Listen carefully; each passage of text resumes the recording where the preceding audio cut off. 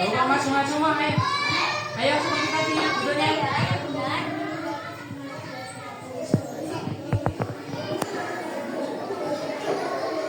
Bahan duduk lagi, duduk, bahan. Bahan tak duduk. Bahan tak duduk. Ayo, geser. Duduknya yang bagus. Pak selonjor. Adik, hewan ini udah muncul. Tahu nggak hewan apa? Benar, hewan gajah. Terus yang ini ada satu lagi.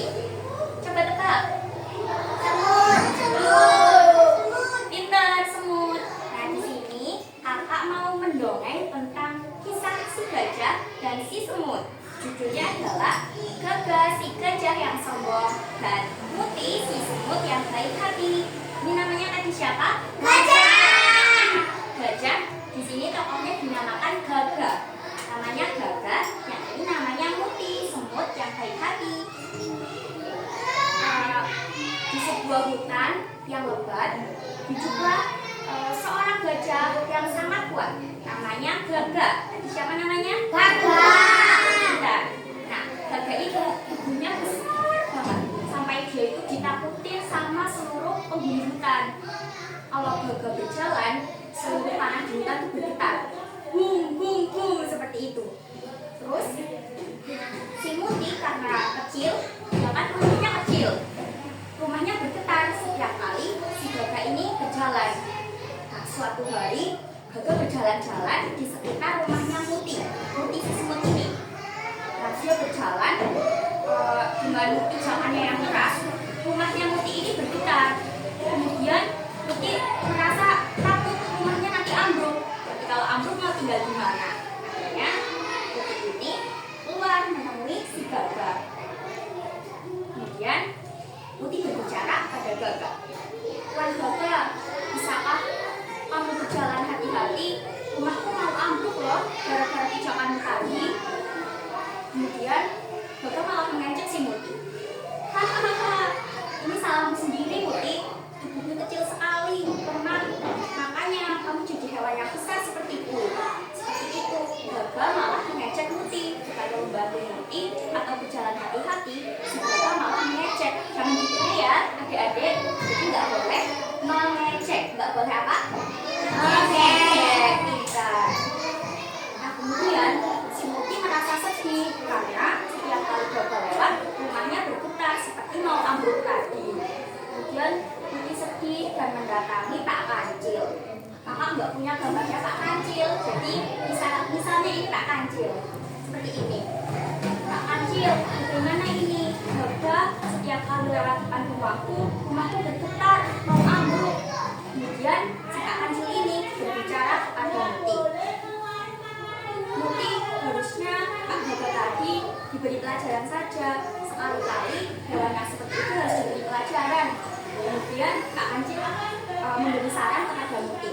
Muti bertanya, bagaimana caranya Pak Kancil untuk membuat si Gagah ini menyesal. Kemudian si Pak Kancil bilang, bagaimana kalau kamu mengadakan perang kepada Pak Gagah tadi?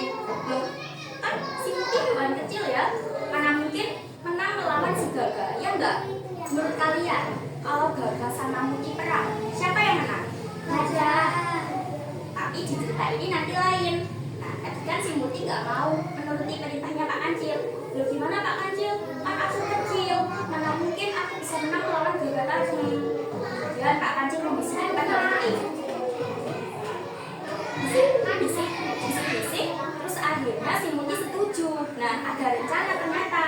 Jadi nanti si Pak Kancil ini punya rencana untuk membalaskan perbuatan si Gagah tadi. Nah, suatu hari Gagah ini datang lagi. Bum, bum, bum, seperti itu ke kawasan rumahnya Muti. Nah, si Muti ini karena tadi sudah menunggu si Gagah, kemudian berteriak, Gagah, bagaimana kalau kita berperang? Kalau aku menang, kamu tidak boleh mengganggu rumahku. Hah? Kamu mau berperang melawanku? Mana mungkin? Kamu kan hewan kecil, pasti kalah. Ya enggak? Yang menang yang mana? Ini kan harusnya yang ini yang menang. Tapi nanti dulu. Kemudian si gagak ini, baiklah, aku menyetujui permintaanmu.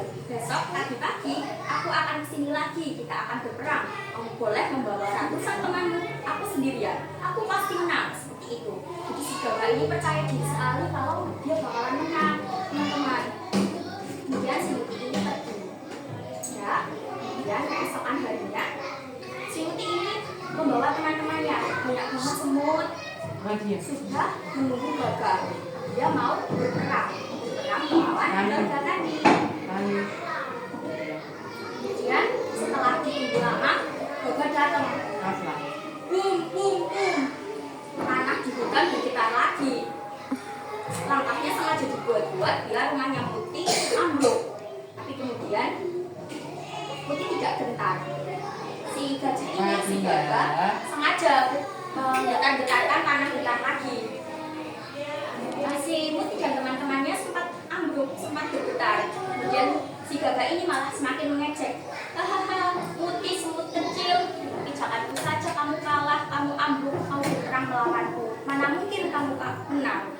Kemudian tanpa disadari, ternyata teman-teman Muti ini sudah merayap ke tubuhnya si gagak ini, merayap masuk ke kuping, masuk ke belalai, dan ternyata si Muti ini masuk ke sini buat menggigit, buat adik-adik.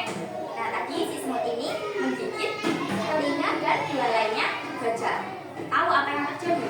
Si gagak ternyata ambruk, kesakitan gara-gara belalai dan telinganya tadi digigit sama Muti dan teman-temannya. Aduh, tolong Muti, ampuni aku berjanji akan berubah menjadi gajah yang baik. Tolong Muti, tolong. Si Muti dan teman-temannya keluar dari belalai dan Mutinya tadi. Baiklah, Tuan Gagak, aku akan memaafkanmu asalkan kamu berjanji tidak akan berbuat seperti itu lagi. Tidak boleh mengejek, tidak boleh sombong, dan harus menjadi hewan yang baik. Akhirnya si gagak ini berubah jadi baik. Setelah tadi kalah berperang melawan si semut, mereka berdua akhirnya bersahabat, dan akhirnya mereka berdua bersahabat dengan harmonis. Tamat, selesai teman-teman ceritanya. Nah, dari cerita tadi, kalian lebih suka yang mana? Semut. Kenapa lebih suka semut?